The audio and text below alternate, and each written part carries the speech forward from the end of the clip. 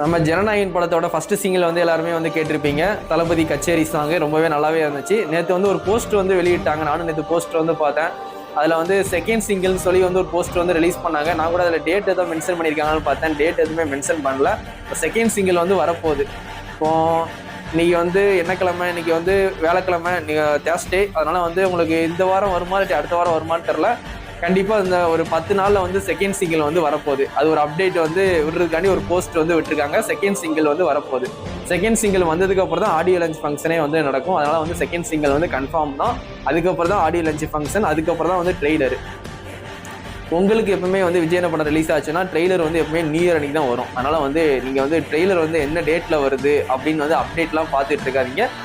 Update என்னைக்குன்னா ஜனவரி 1ஆம் தேதி தான் ட்ரெய்லர். சரிங்களா? எந்த ஃபேக் நியூஸையும் நம்பாதீங்க. இந்த விஜய் ஃபேன்ஸு ட்ரோல்னு சொல்லி நிறைய போடுவாங்க. ட்ரெய்லர் வந்து இந்த டேட்டில் வருது அந்த டேட்டில் வருதுன்ட்டு. ஆனால் கன்ஃபார்மாக ஜனவரி 1 தான் வரும். அதான் வந்து உறுதியாக. அது வந்து நான் கெஸ் பண்ண டேட். ஏன்னா வந்து எப்பவுமே விஜய் படத்துக்கு வந்து ஒரு வாரத்துக்கு முன்னாடி தான் வந்து ட்ரெய்லரே விடுவாங்க. ஏன்னா அப்போ தான் ஹைப் கரெக்டாக இருக்கும்ட்டு. அதனால் வந்து நியூ இயருக்கு ஏதாவது ஒன்று ஸ்பெஷலாக விடுறதுக்காண்டி ட்ரெய்லரை கண்டிப்பாக வந்து நியூ இயருக்கு ட்ரீட்டாக தான் வச்சுருப்பாங்க. கண்டிப்பாக நியூ இயர் அன்னைக்கு ஒன்று நைட்டு 12 மணிக்கு விடலாம், இல்லாட்டி எப்பவும் போல் ஈவினிங் 6 o'clock விடலாம். இந்த 6 o'clock இல்லை 12 மணிக்கான சஸ்பென்ஸு. கண்டிப்பாக வந்து நியூ இயர் அன்னைக்கு தான் வந்து ட்ரெய்லர் வந்து வருது. சரிங்களா?